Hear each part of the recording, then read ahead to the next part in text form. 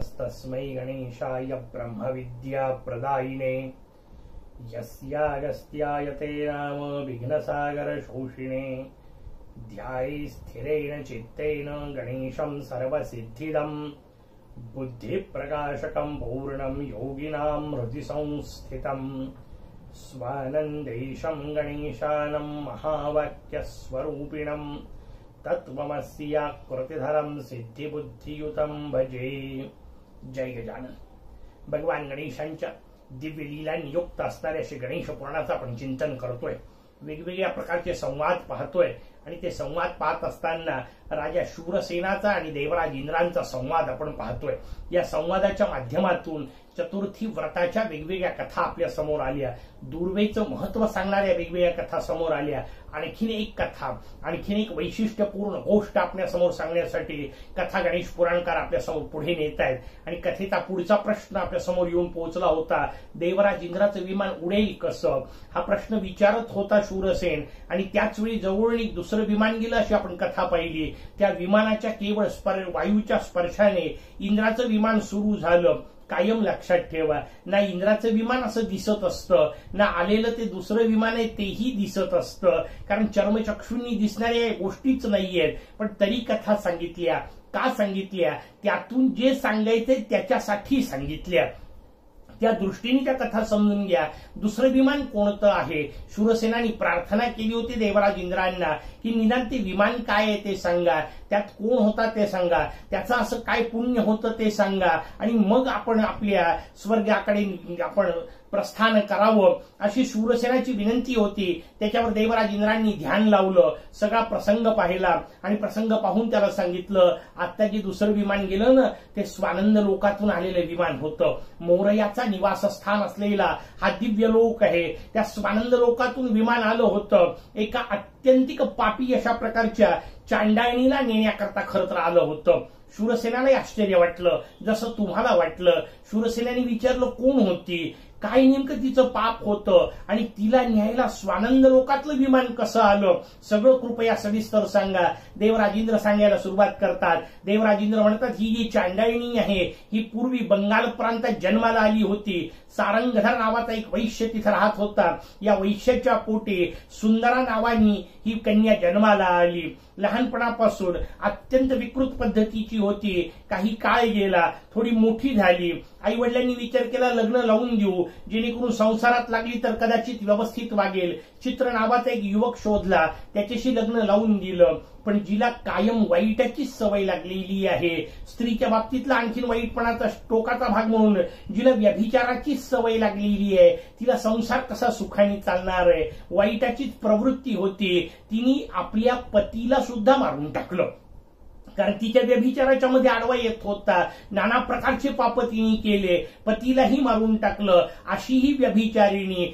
या सगळ्या राजाच्या समोर जेव्हा तिथल्या गेली तेव्हा राजाने तिला पकडलं, मृत्यूदंडाची शिक्षा ठोठावली, मेली। मेल्यानंतर यमपुरीत जाऊन पोहोचली। यमपुरीत नाना प्रकारे तिला यातना देण्यात आल्या। त्या सगळ्यानंतर तिला पुन्हा जन्माला जेव्हा पृथ्वीवर पाठवलं तेव्हा या चांडाळ अवस्थेमध्ये, याचा अर्थ कुठल्याही प्रकारचं भान नसलेलं, खाण्यापिण्याची सोय नसलेली, अत्यंत विकृत आचरण करणारी अशा पद्धतीची जन्माला आली। आताही तशीच राहत होती, दिवसभर दारू पिऊन राहत होती, वाईटच कामं करत होती। तृतीयेच्या रात्री दारू पिली, इतकी दारू पिली की बेशुद्ध पडली। पूर्ण चतुर्थी तिची बेशुद्धीत गेली, सगळी चतुर्थी बेशुद्धीत गेली। चंद्रोदयाच्या वेळी तिला कुठून तरी शुद्ध आली आणि शुद्ध आल्यानंतर स्वाभाविक देहभान आलं। देहभान आलं तर भूक लागली, आता काय करायचं, इकडे तिकडे भीक मागत फिरली। भीक मागताना एका घरात भीक तर मिळाली।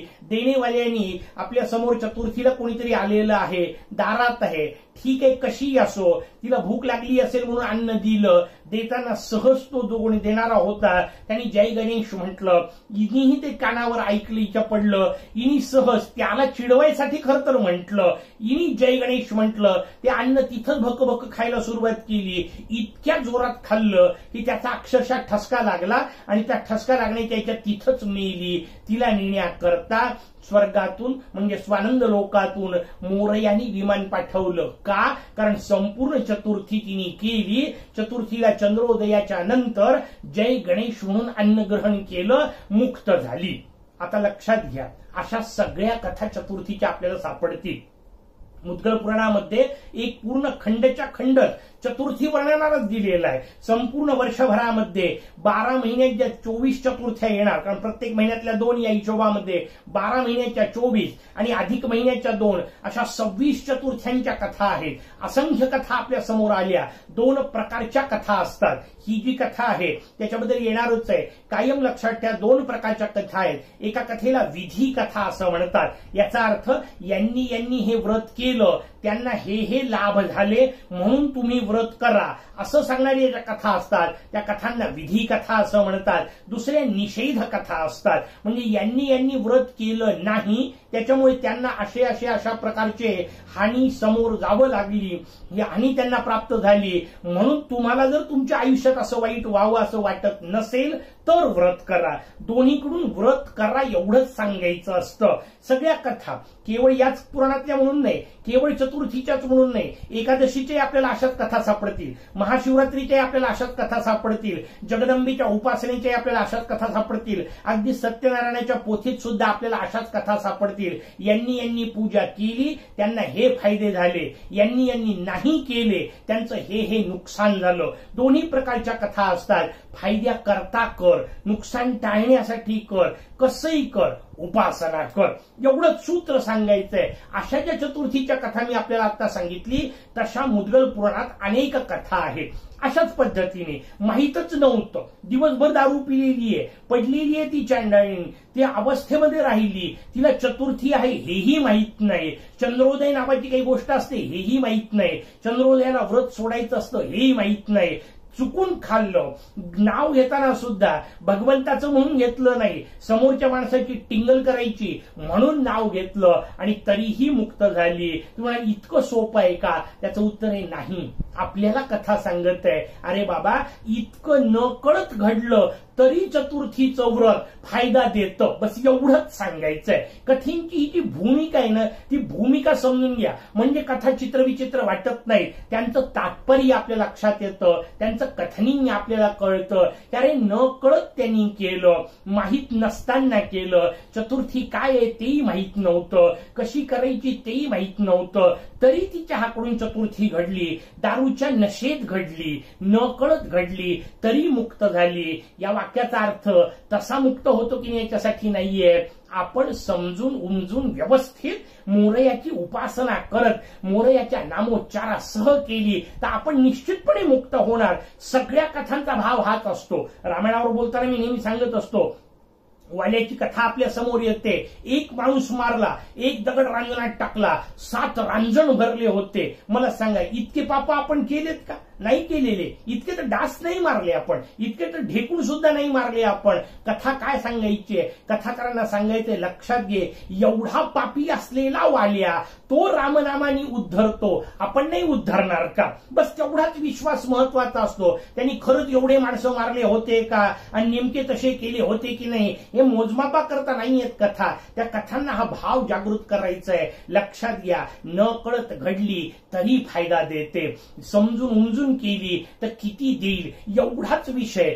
त्यातला भाव आपल्याला लक्षात येईल. म्हणजे मग कथा आपल्याला उपयोगाच्या ठरतील. केवळ ऐकण्याकरता नाही, केवळ वाचण्याकरता नाही, आपल्याला त्याचा उपयोग करून घ्यायचा आहे. चतुर्थी करायची आहे, त्या निमित्ताने शांत व्हायचंय, सुखी व्हायचंय, आनंदी व्हायचंय. तो मार्ग आपल्याला सांगितला. आणि मार्ग कोणता आहे? एका मोरयाचं चिंतन, दुसरा मार्गच नाही. या पद्धतीची रचना आपल्या समोर झाली. आणि ही सगळी रचना सांगितल्यानंतर देवराज इंद्र म्हणतात, तिला नेण्याकरता हे विमान आलं होतं, त्या स्वानंदाच्या विमानाचा स्पर्श त्याच्या वायूचा स्पर्श आमच्या विमानाला झाला, आम्हाला गती मिळाली. वाक्याचा अर्थ जसं मुद्गलांच्या बद्दल सांगितलं होतं ना, ते महर्षी मुद्गल तिथून चालत गेले, त्यांच्या शरीरावरून येणाऱ्या वायूने दक्ष सुधारला. वाक्याचा अर्थ त्यांचा सहज स्पर्श सुद्धा आनंद देऊन जातो. मग मला सांगा, ज्या संतांच्या जवळून येणारा नुसता वारा तुम्हाला सुखी करत असेल, त्या त्या संतांचं मुखतून आलेलं जे वचन असेल त्या मुखकमलातल्या वचनाने किती आनंद होईल आणि त्या वचनानुसार जेव्हा आचरण कराल तेव्हा जीवन किती सुखी होईल एवढा विचार या निमित्ताने करायचा आहे. तो विचार आपल्या समोर ठेवतायत. देवराज इंद्राने हे सगळं सांगितलं आणि देवराज इंद्र म्हणतात, शूरसेना कल्याण असो तुझं, आनंदमय जीवन तुझं असो. आता आमचं विमान सुरू झालेलं आहे, आम्ही परत निघतो. देवराज इंद्र आपले विमानात बसले आणि आपल्या अमरावती नगरीला स्वर्गामध्ये निघून गेले. राजा शूरसेन अत्यंत आनंदित झालेला आहे, कारण न कळत का होईना अचानक अशा प्रकारची घटना घडली. देवराज इंद्रांचं विमान आलं, त्यांच्याकडून चतुर्थी व्रत कळलं, त्यांच्याकडून दुर्वेचं महत्व कळलं. अत्यंत आनंद झालेला शूरसेन आपल्या श्रीगुरूंकडे गेला. त्यांनी श्रीगुरूंना म्हणजे वशिष्ठांना सगळा विषय विचारला, कशा प्रकारचं हे व्रत आहे विचारलं. वशिष्ठांनी ते सगळं व्रत त्याला समजावून सांगितलं. मी काल आपल्याला सांगितलं तसं. मला सांगा, शूरसेनानी वशिष्ठांना विचारलं. वशिष्ठांना माहित नव्हतं असं कोणतं व्रत होतं? कोणतंच नव्हतं. मग तुम्ही मला आजपर्यंत का नाही सांगितलं? तो जो काल विषय आपल्याला सांगितला तोच लक्षात ठेवा, की जोपर्यंत समोरचा माणूस स्वतःहून विचारत नाही तोपर्यंत सांगितलेल्या उपदेशाचा उपयोग होत नाही, कारण त्याचा त्याच्यावर विश्वास नसतो. आज चमत्कार घडलेला आहे, त्या चमत्कारातून देवराज इंद्रांनी सांगितलंय, आता पक्का विश्वास बसलाय. आता शूरसेन जे काही विचारेल आणि महर्षी वशिष्ठ जे काही सांगतील शूरसेन करणार आहे. म्हणून वशिष्ठ बोलतात, कारण जोपर्यंत समोरच्याचा विश्वास नाही तोपर्यंत साधुसंत बोलतच नाही. आपल्याला जेव्हा वाटतं ना की आम्हाला काहीच का सांगत नाही, त्याचं उत्तरच हे आहे, आपण तितके शरणागत अवस्थेत नसतो. म्हणून अनेकदा श्रीगुरु बोलत नाही. शरणागती येऊ द्या, ते आपोआप बोलतील, बोलायचीही गरज नाही. भारतीय संस्कृती ती इतकी सुंदर आहे. ती सांगते, गुरोस्तु मौनम व्याख्यानम शिष्यः उच्छिन्न संशयः. काय मजेदार रचना आहे. भगवान जगद्गुरु आदि शंकराचार्य महाराजांच्या जीवन चरित्रातला प्रसंग म्हणून आपल्या समोर सांगितला. चित्रम वटतरोर मूले वृद्धा शिष्यः गुरुर युवा. वास्तविक शिष्य वृद्ध होते, मंडन मिश्राधिक सगळे वयोवृद्ध बसलेले होते, गुरु युवा होते. भगवान जगद्गुरु आदि शंकराचार्य स्वामी महाराज समोर बसलेले आहेत, वृद्ध शिष्य आहेत. गुरोस्तु मौनम व्याख्यानम. गुरु काहीही बोलत नाही. शिष्य हा उच्छिन्न संशय. शिष्यांचे सगळे संशय दूर होतात. तुम्ही म्हणाल असं कसं होईल? त्याचं उत्तर आहे, लक्षात घ्या. श्री गुरूंच्या केवळ जवळ जाण्यानेच संशय दूर होतात. म्हणजे काय? त्यांच्या चरणाशी आपण जेव्हा बसतो तेव्हा आपण त्या विषयाचं चिंतन करतो की मला असं वाटतंय. कायम लक्षात घ्या, गुरूंनी विचारायचे नाहीत प्रश्न. ही पद्धती आता नवीन शिक्षण पद्धतीत आली. गुरु प्रश्न विचारतात आणि विद्यार्थी उत्तरं देतात. भारतीय संस्कृती म्हणते नाही, प्रश्न शिष्यांनी विचारायचे, कारण ज्याला शंका आहे त्यांनी विचारायची ना, आणि मग त्याला उत्तर दिले पाहिजे गुरूंनी. शिष्य शंका विचारतानाच विचार करतो, मी विचारलेलं बरोबर ठरेल का, व्यवस्थित राहील का, थोडासा अभ्यास केला पाहिजे. आधीच विचारणं बरोबर नाही. शिष्य स्वतः चिंतन करतो आणि मग त्या चिंतनात त्याला जे कळतं ते तो श्री गुरूंच्या समोर ठेवतो. मला असं असं कळलेलं आहे, बरोबर आहे का माझं? मग गुरूंनी हो किंवा नाही म्हणायचं. त्याला म्हणतात गुरोस्तु मौनम व्याख्यानम शिष्य उच्छिन्न संशय. कारण आपला संशय बरोबर आहे की नाही याचा अभ्यास आधी शिष्यांनी स्वतः करायचा असतो.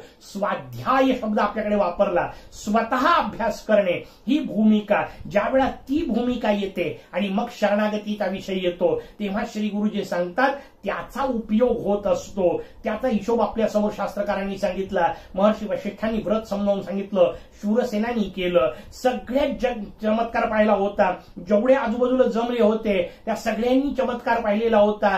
स्वाभाविक सगळेच म्हणाले आम्ही व्रत करतो. सगळ्यांनी चतुर्थीचं व्रत केलं आणि राजांनी हे व्रत केल्यानंतर राजाला नेण्याकरता ताबडतोब स्वर्गाचं म्हणजे स्वानंद लोकाचं विमान आलं. किंवा इतक्या ताबडतोब येतं का? त्याचं उत्तर आहे, सामान्य माणसाला नाही येणार आणि गरजही नाही. आपल्याला कुठे ताबडतोब जायची गडबड आहे? मोठी मजेदार रचना आहे ना. आपल्यापैकी बहुतेकांना असं वाटतं भगवान आपल्याकडे यावेत, पण समजा भगवंतांनी म्हटलं चल माझ्याकडे, तर आपली तयारी नसते. विनोदाचा भाग बाजूला ठेवू, भाव त्यातला लक्षात ठेवा. भगवंताचं विमान ताबडतोब आलं. का आलं? त्याचं उत्तर आहे, जेव्हा देवराज इंद्र सांगतात असं असं व्रत आहे, जेव्हा महर्षी वशिष्ठ उपदेश करतात आणि त्या उपदेशानुसार राजा करतो, फळं तात्काळ मिळतात. हे सांगण्याकरता एक चतुर्थी केली राजाने. ताबडतोब त्याला नेण्याकरता स्वर्ग स्वर्गीचं विमान आलं, स्वानंद लोकाचं विमान आलं, आपलं काय? त्याचं उत्तर आहे, जोपर्यंत स्वानंद लोकाचं विमान येत नाही तोपर्यंत चतुर्थ्या करत राहायच्या. हा आपला विषय झाला. आपले तिथं कथा विषय, शूरसेना करता विमान आलं. शूरसेन म्हणतो, मी माझ्या आयुष्यात आजपर्यंत कोणतीही गोष्ट एकट्याने केलेली नाहीये. मग मी आता अशा प्रकारचं हे करत राहील. मी राजा आहे. प्रजाहित दक्षता हा माझा पहिला गुण आहे.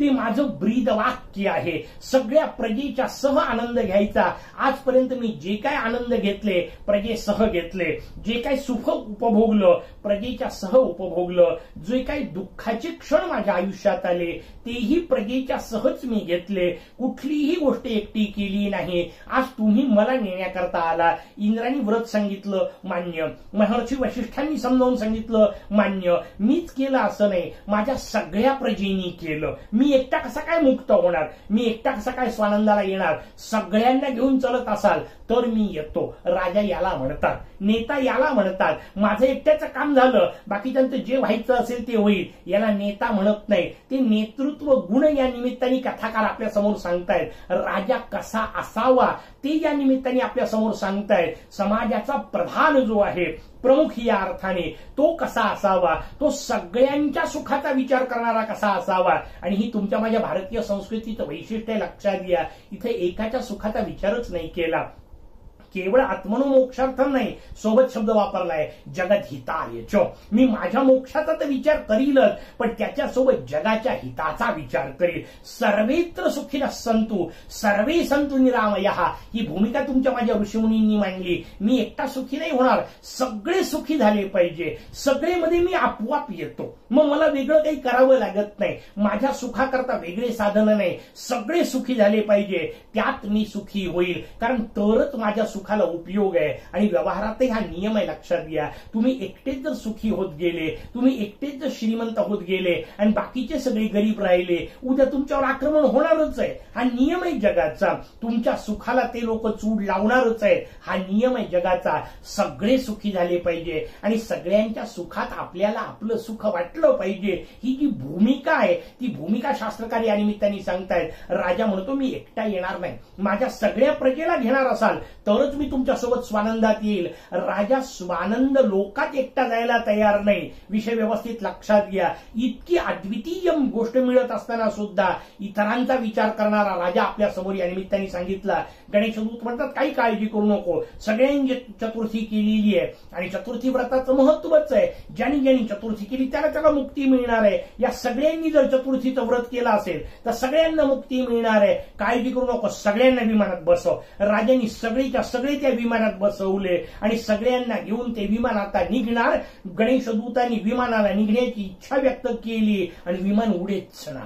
धक्कादायक आहे. स्वानंद लोकाचं विमान थांबलं, ज्याला गती कधी अवरुद्धच होत नव्हती, ज्याची गती थांबण्याची कोणती शक्यताच नव्हती, ते विमान उडायचं थांबलं. कथा विमान उडतं की नाही याच्यासाठी नाहीये, कथेला जे पुढचं सांगायचंय ते समजून घ्या, नाही तर असं कधीच होत नसतं. स्वानंद लोकाचं विमान थांबेल कसं? ते जर इच्छेवर चालणार आहे तर त्या इच्छा त्या गणेशदूतांनी व्यक्त केल्याबरोबर सुरू होईल. तसं नाही झालेलं, थांबलंय. का थांबलं त्याचा जो पुढचा कथाभाग सांगायचा तो समजून घेण्याकरता खरं तर कथाकारांनी थोडा वेळ थांबवलंय असं म्हणू आपण. फार तर ते विमान थांबलं. स्वाभाविक राजाने विचारलं, काय कारण आहे, हे विमान का नाही उडत आहे? स्वाभाविक गणेशदूतांनी ध्यान लावलं आणि पाहिलं. एका माणसाकडे बोट दाखवलं, म्हणजे हा कारणीभूत आहे, याच्यामुळे उडत नाही. राजाला धक्का बसला. राजा म्हणतो, स्वानंद लोकांचं विमान उडत नाही, एवढा भयानक पापी आहे, नेमकं केलं काय याने? समजून तर घेतलंच पाहिजे. स्वाभाविक प्रश्न विचारला राजाने. त्यांनी कथा सांगायला सुरुवात केली. मागच्या जन्मी हा बुध नावाचा एक गृहस्थ होता, एक व्यक्ती होता. वास्तविक दुर्व नावाचा एक अत्यंत सज्जन आणि सर्व गुण संपन्न ब्राह्मणाच्या पोटी जन्माला आला. त्याच्या शाकिनी नावाच्या पत्नीच्या पोटी याचा जन्म झाला. पण हा बुध वाईट मार्गाला लागला, नाना प्रकारचे पाप करू लागला, वेश्यागमनासारखे अत्यंत भीषण कृत्य करू लागला. बाप त्याला समजवाय करता गेला. वास्तविक एवढा वेदशास्त्र संपन्न असलेला पिता तो त्या वेश्येच्या माडीवर याला समजवायला गेला. याला वाटलं आपला अपमान, यांनी त्या बापाच्या डोक्यात काडी घातली, बापाला मारलं. घरी येऊन आईला हे सगळं कळलं होतं बिचारीने. तिने विचारलं, अगं केव्हापासून तुझे वडील? तिला माहितच नाही या अर्थाने. ती विचारतीये केव्हापासून तुझे वडील गेले. याला वाटलं म्हातारी किरकिर करते, यांनी तिला मारलं. पत्नी म्हणतीये आई वडिलांसारख्यांना मारून टाकता, माझी काय हे आहे. ती बोलायला गेली आणि तिला मारलं. या सगळ्यांच्या जवळचं द्रव्य घेतलं, पुन्हा वेश्येच्या माडीवर गेला. हे सगळं त्या वेश्यांनी पाहिलं होतं. ते म्हणाले का भयानक माणूस आहे, बापाला मारतो, आईला मारतो, बायकोला मारतो, उद्या तर आपल्याला मारल्याशिवाय सोडणार नाही. त्या सगळ्या जणींनी याला मारून टाकलं की नको अशा प्रकारचा माणूस जवळ. याचं धन घेतलं, याला मारून टाकलं, याला यमाच्या लोकात नेऊन पोहोचवण्यात आलं. नाना प्रकारचे तिथंच यांनी दुःख भोगले, पण पुन्हा पृथ्वीवर येऊन पोहोचला. आताही तसेच पाप करतोय. तो हा नालायक आहे. हा जोपर्यंत विमानातून उतरणार नाही तोपर्यंत विमान उडणार नाही. राजा म्हणतो सगळं कळलं, समस्या कळली, पण लक्षात घ्या पुढचे जे सांगायचे ते महत्वाचं आहे. राजा म्हणतो नुसती समस्या कळून उपयोग नाही, उपाय सांगा. कारण कायम लक्षात ठेवा, पुराण हे समस्या सांगण्याकरता नाहीयेत, ते उपायांसाठी आहेत. राजाने गणेशदूतांना उपाय विचारला. गणेशदूत म्हणतात आमच्याजवळ एकच उपाय आहे, गजानन गजानन गजानन. बाकीचा उपायच नाही. तू एक काम कर, याच्या कानात 3 वेळा गजानन गजानन नामाचा उच्चार कर. राजालाही आश्चर्य वाटलं, जसं तुम्हाला वाटलं असेल. लोकांनी प्रश्न विचारले, म्हणजे अहो 3 वेळा फक्त गजानन गजानन म्हटले आणि एवढे सगळे पाप कसे जातील. गणेशदूतांचं फार सुंदर वाक्य आहे. गणेशदूत म्हणतात गवताची राशी कितीही मोठी असली तरी अग्नीचा एक लहानसा कण संपूर्ण राशी जाळून टाकू शकतो, तसं मोरयाचं एक नाव असंख्य जन्माच्या पापांना मुक्त करू शकतं, ते सांगायचंय. कथा त्याच्याकरता न्यायची आहे. तू एक गजानन नाव याच्या कानात सांग, तेवढ्या नावाने याचा उद्धार होऊन जाईल. मोरयाच्या नावाचं हे अद्वितीय महत्व सांगितलं आणि गजानन गजानन गजानन करत विमान उडालं. ते स्वानंद लोकाच्या दिशेने निघालं. आपणही त्या नावाचा जप करत आजच्या दिवस थांबू. जय गजानन.